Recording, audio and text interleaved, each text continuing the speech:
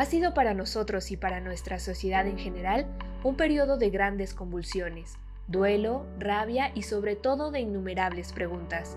El mundo que considerábamos estable y sólido dejó en evidencia las grietas de su resquebrajamiento. En nuestras reflexiones han surgido temas importantes, entre ellos la relación que mantenemos con la naturaleza y los ecosistemas de nuestro planeta, el anhelo de una vida menos urbana, el autoritarismo y la represión de los gobiernos supuestamente democráticos, la desigualdad económica y la violencia de género. No es la primera vez en la historia que esta reflexión se impone. Desde la antigüedad y en todas las geografías, siempre ha habido grupos disidentes del statu quo que o bien se retraen para establecerse en comunidades autónomas alejadas de todo aquello que repudian, o bien intentan denunciar de forma provocadora las incongruencias y los abusos de los regímenes en el poder. Durante los años 60 y 70, en el ámbito del arte y de la política, este tipo de grupos consiguió subvertir muchas costumbres antes incuestionables, como la pareja y la familia tradicional, la obligación de participar en la guerra y la supremacía de la raza blanca. Inventaron una forma de hacer política mucho más horizontal con las armas, nada inofensivas, del sentido del humor y la creatividad artística. Creían en un mundo donde la ciencia y las tecnologías salieran de las élites y los laboratorios, y en el que todos fuéramos capaces de construir una casa, cultivar comida, fabricar ropa. Editar desde el encierro un número sobre esa época y esos grupos contraculturales, sobre su espíritu libertario y sus estrategias irreverentes, resultó muy inspirador. Bienvenidos al programa de la revista de la universidad. Hoy vamos a platicar con un gran amigo, un periodista, un poeta de los que declaman y declaman bien, un director de la ya mítica revista Generación, es promotor cultural, pero sobre todo es una leyenda urbana de la Ciudad de México, en particular en su faceta nocturna. Bienvenido, Carlos Martínez Rentería, ¿cómo estás? Hola, pues muy bien, muy contento por la invitación y con mucho gusto de conversar contigo. Carlos, ¿por qué cuando se dice la palabra contracultura, ¿no?, en el México actual, en los círculos, bueno, pues culturales, en los círculos intelectuales, todo mundo te dice, no, bueno, pregúntale a Carlos Martínez Rentería?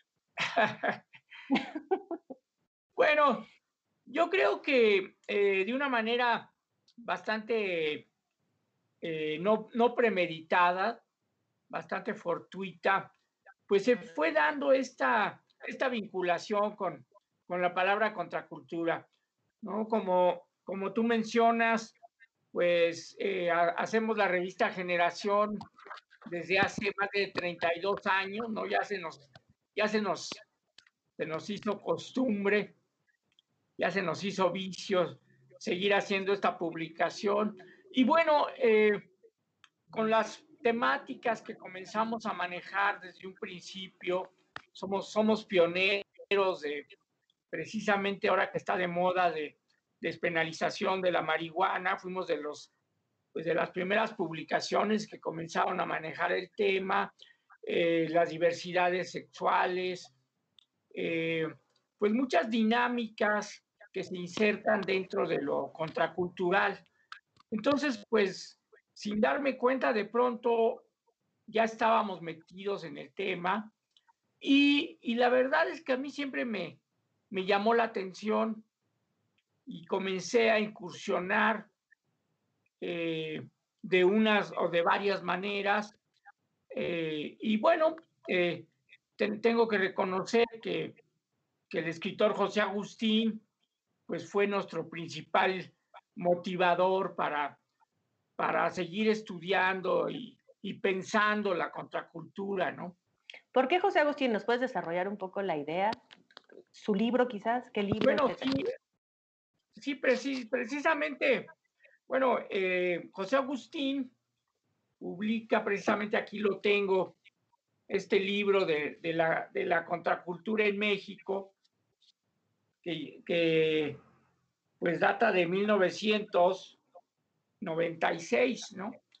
Entonces, precisamente en el 2006 se hizo una edición conmemorativa por los 20 años de la contracultura en México, así que Desde entonces se propuso, con la publicación de este libro, se propuso un debate contemporáneo sobre lo contracultural. A mí me tocó estar en la presentación de ese libro, que fue en el Foro Alicia, ¿no? Estuvo ahí el poeta Sergio Mondragón, que fue el primer editora en su revista, esta revista emblemática, El Corno Emplumado, de los años 60, pues es la primera publicación en donde aparecen los poetas beats. Y bueno, aquella noche estuvo muy, muy interesante con bandas de rock y pues comenzó este debate contemporáneo de lo contracultural, ¿no? Posterior, en su libro, José Agustín, pues advierte que la contracultura, pues es una experiencia intemporal, ¿no? Que no es verdad que la contracultura sea un hecho, una circunstancia histórica que se quedó perdida allí en los hippies de los años 60, sino que hay una dialéctica permanente entre cultura y contracultura. En ese sentido, pues, mientras haya cultura, hay contracultura. O yo digo que es al revés, ¿no? Digamos, mientras haya contracultura, habrá cultura, porque la contracultura es solo el instante en que la cultura se mueve. El movimiento de la cultura se le llama contracultura, ¿no? Entonces, bueno, a partir de este acontecimiento editorial, pues han surgido un montón de propuestas, de provocaciones, de aventuras, de locuras compartidas, algunas aún con José Agustín, digamos, como una presencia cercana, pero ya con muchas generaciones y pues también con gente que ni siquiera le interesa que pensar en el concepto contracultura, pero que de cualquier manera está construyendo un fenómeno contracultural. Y bueno, a mí me dio mucho gusto cuando este libro cumple 20 años, el editor Andrés Ramírez, hijo de José Agustín, me invitó a escribir el prólogo de la edición conmemorativa que hizo pues, la editorial, ¿cómo se llama? Random House. Y bueno, ese librito es una de mis máximos, digamos, reconocimientos por todo este trabajo de provocar la reflexión de la contracultura, ¿no?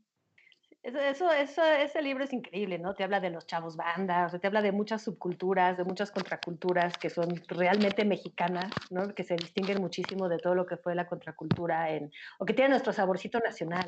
Y es cierto que José Agustín no envejece, ¿no? Como la contracultura, o sea, los jóvenes siguen ahí.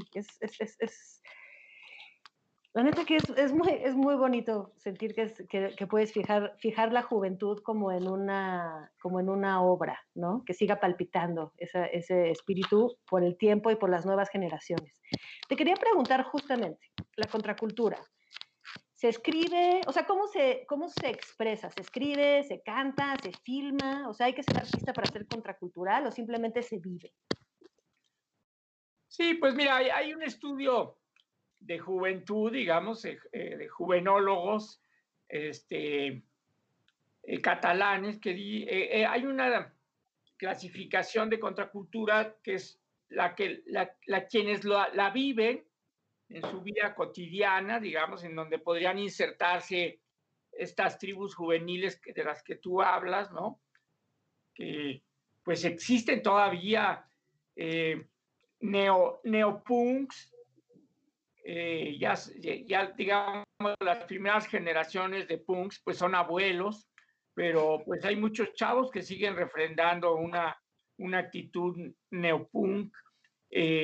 digamos, hay manifestaciones que tanto en el arte como en la vida cotidiana pueden considerarse contraculturales, que son en esta clasificación de la que te hablaba, son los que viven la contracultura.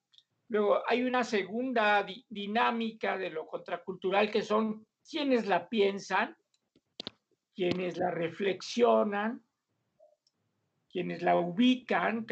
En todo caso, yo me ubicaría en esta segunda dinámica de pensar lo contracultural.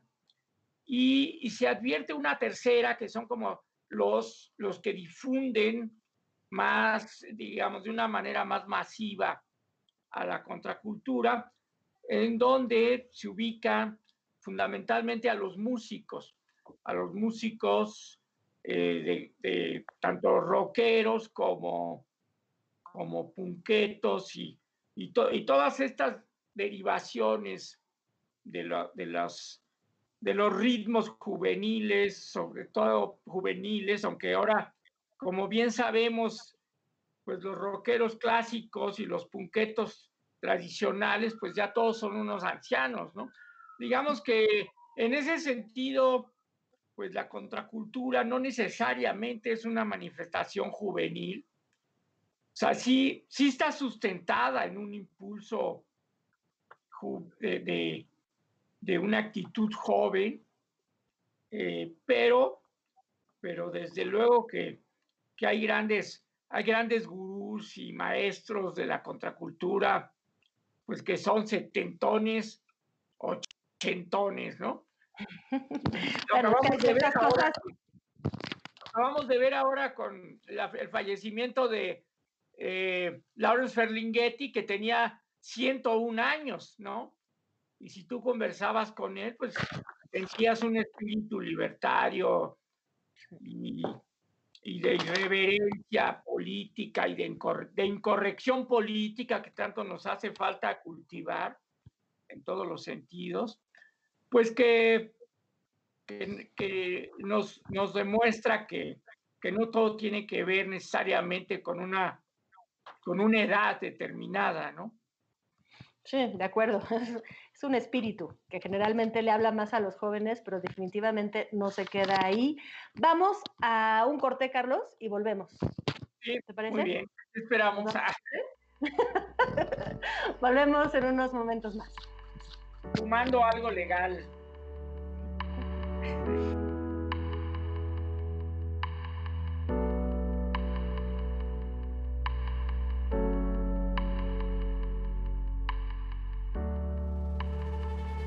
Pues estamos de vuelta hablando del espíritu de contestación, el espíritu de libertad, el espíritu contracultural con Carlos Martínez Rentería.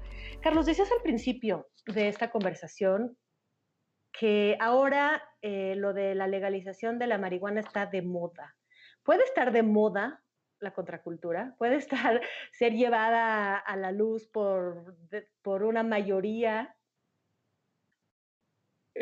Pues mira, la verdad es que la contracultura siempre tiene que ser incómoda, tiene que confrontarse con los poderes, de todo tipo, ¿no? Y en ese sentido, cuando algo como la despenalización de la marihuana se hace, se cumple, por fin, de manera increíble, nuestros legisladores aceptan pues, que es importante, que es necesario y que prácticamente era obvia la necesidad de despenalizar, y por fin aceptan dar ese paso.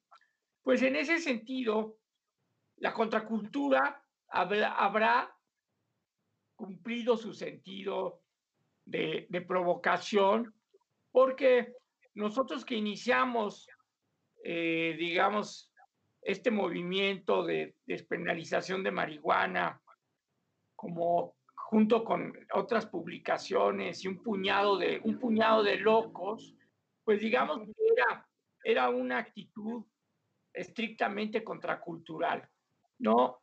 Y ahora que, bueno, ya en todos los medios, todos los senadores, las mayorías de diputados, y todo parece indicar que la marihuana será legal, pues es el mejor ejemplo que demuestra que la contracultura cumplió un sentido de transgresión.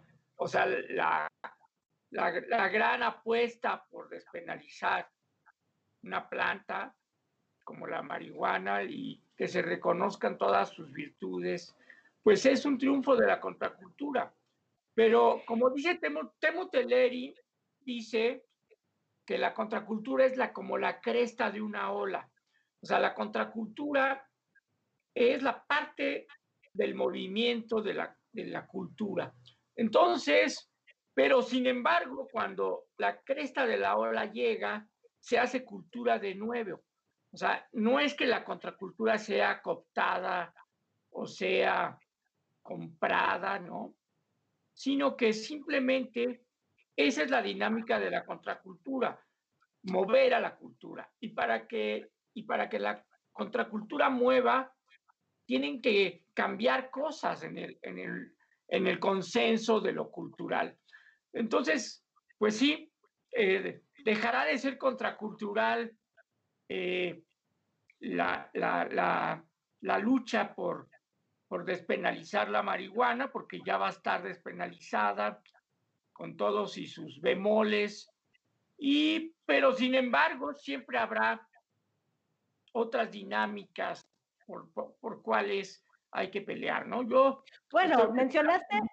mencionaste a Timothy Leary, o sea, estamos hablando de uno de los, pues de los primeros, los primeros que incursionó en el LSD. Sí, La contracultura se lleva con otras drogas, entonces, bueno, ya podemos pasar, en cierto modo, hay más drogas que defender, ¿no? ¿Cómo se lleva la sí, contracultura? Justo, ¿es una cultura de drogas también? ¿Qué encuentran las drogas la contracultura? sí, pues mira, yo estoy a punto de sacar un libro, yo creo que no tardan más de un par de meses, sobre cocaína legal, ¿no? Y bueno, entrevisto a cerca de 20 personas, entre escritores, artistas, que abiertamente hablan de su consumo de cocaína, como Guillermo Falanelli, como la actriz Ariane Pellicer, como la escritora Alejandra Maldonado, pero también converso con Gary Savicki, el comisionado contra las adicciones, que pues abiertamente nos dice que hay algo peor que el consumo de drogas prohibidas, que es la prohibición de esas drogas, digamos. Y también entrevisto a un senador que se llama Iván Marulanda en Colombia, que es el primer país que acaba de lanzar apenas en noviembre del año pasado una iniciativa de ley para regular el consumo la producción, la venta, el consumo, tanto de hoja de coca como de cocaína, ¿no? Una sustancia que, pues, aún apenas en los años 20 era legal.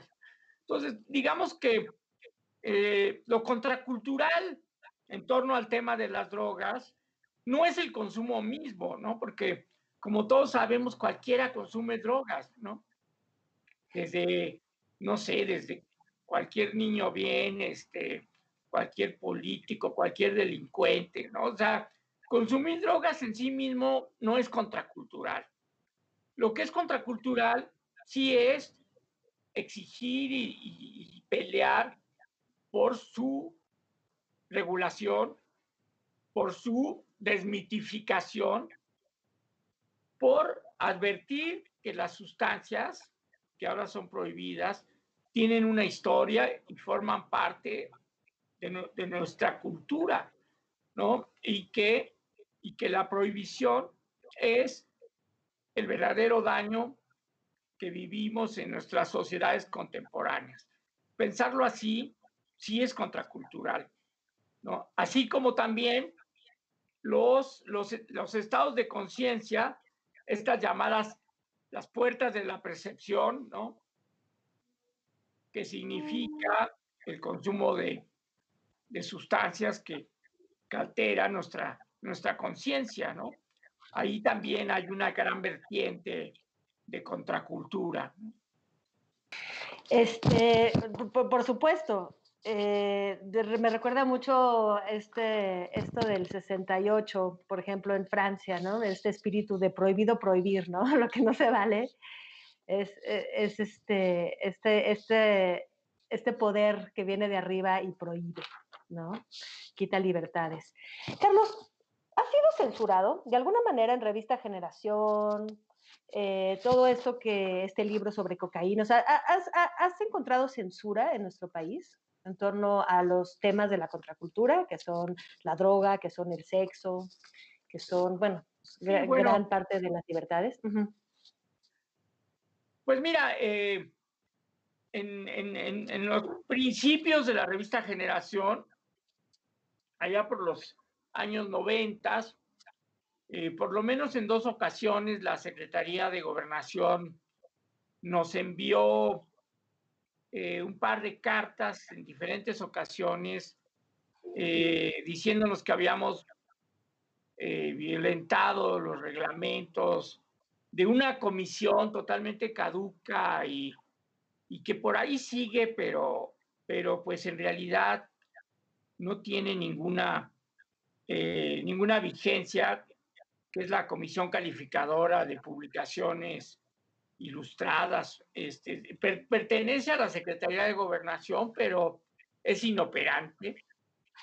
En 2 ocasiones nos dijeron que estábamos violentando las disposiciones y que podíamos perder nuestro registro por cosas tan absurdas como exceso de malas palabras y también por un dibujo que publicamos en una portada en una ocasión de Juan Soriano, un dibujo de Juan Soriano, que era un desnudo masculino con un gallito inglés atravesado, ¿no? Hicimos un número dedicado al mundo gay y hablábamos del machismo. Y bueno, publicamos ese dibujo de Juan Soriano y Gobernación nos mandó una, no sé, técnicamente no sé cómo se le llama, pero es como una especie de regaño, ¿no? Obviamente, ese número pues se agotó rápidamente, digamos que la censura tiene sus aspectos positivos porque así la gente le da más interés a una publicación cuando ha sido censurada, ¿no? Digamos que más que censurar, pues así de una manera obvia como se acostumbraba, pues ahora lo más fácil pues es no darte publicidad, no apoyar, no apoyar la posibilidad de que tu publicación pues tenga recursos. En realidad, pues hacer la revista Generación y abordar todos estos temas, pues ya nos acostumbramos a que siempre vamos a estar relegados de los presupuestos, ¿no? Pero Y sin embargo, que, a ver, Carlos, te interrumpo tantito, porque sí, esto me llama la atención. Yo he visto que la contracultura está muy representada, quizás es ciertos grupos de contracultura, pero la contracultura ha sido muy institucionalizada. Está en los museos, en todos los museos, no solo en México, en particular en el Chopo, que es un gran museo, pero hay muchos museos que retoman que el graffiti, que el tatuaje, que la cultura callejera, que el hip hop, que el voguing, o sea, todas las expresiones contraculturales entran en los museos de Francia, de Europa, de Estados Unidos, de Brasil. O sea, hay una especie de institucionalización. Sí hay apoyo de alguna manera, ¿no? O destrucción. sí, bueno, pues conocemos a varios artistas, amigos nuestros, pues que han sido bastante reconocidos con su trabajo, ¿no? Digamos, podríamos hablar de Guillermo Gómez Peña, y tengo, por ejemplo, aquí este es un librito que hicimos con la revista Generación, que se llama Lo alternativo del arte alternativo, y precisamente en la portada está la congelada de uva, que pues ha ganado varios premios, becas, viaja por todo el mundo. Ahí, a mí me tocó estar precisamente en la ciudad de Madrid con un performance muy fuerte, muy comprometedor, digamos, en la Casa de las Américas de Madrid, que depende del gobierno madrileño, ¿no? Digamos que este fenómeno, hay quien piensa que es una contradicción, que las manifestaciones contraculturales, transgresoras, cuenten con apoyos oficiales, digamos, pero es importante que no se nos olvide que los recursos del Estado pues deben servir para apoyar todo este tipo de proyectos, ¿no? El dinero, digamos, supuestamente, porque regularmente no ocurre así, la mayoría de los recursos van para el folclore y para manifestaciones cómodas y fáciles, pero sí hay instancias, tú mencionabas allá el Museo del Chopo y algunos otros museos como que tienen una vocación más vanguardista. Ya no digamos las universidades, la UNAM ha apoyado mucho a estos artistas, el gran performance que hizo Guillermo Gómez Peña en México fue en el MUAC, ¿no? Un performance que fue más cuestionado por grupos feministas que por las mismas instituciones universitarias, ¿no? Digamos que... Claro, la censura y, o sea, las opiniones y lo políticamente correcto ahorita es fluctuante, ya no se sabe qué grupo lo tiene, ¿no? Hay muchos grupos de presión. Carlos, la presión más fuerte que existe es la del tiempo y nos ha tomado. Es la Sí, censura más dura. Es el verdadero obligación de terminar esta charla. Te lo agradezco muchísimo. Quiero mostrar que tengo aquí mi última revista Generación, mi libro padrísimo. de los beats en Generación, lo que han publicado, tengo mi camisa, todo mi paquete que me mandas. Por cierto, te hago rápidamente la promoción que compren el libro de los beats en Generación. Sí, Busca ahí sí. en Facebook, revista Generación en Facebook. Y como verás, la contracultura se vende. Ah, sí, Pues porque, yo siempre lo he tomado como apoyo y siempre trato de estar un poco ahí. Nos vemos en la pulquería, Carlitos. muy bien, y pues gracias por la invitación a conversar de contracultura. Besos. Bueno, pues nos despedimos de Carlos. Muy buenas noches tengan todos. Nos vemos la próxima semana.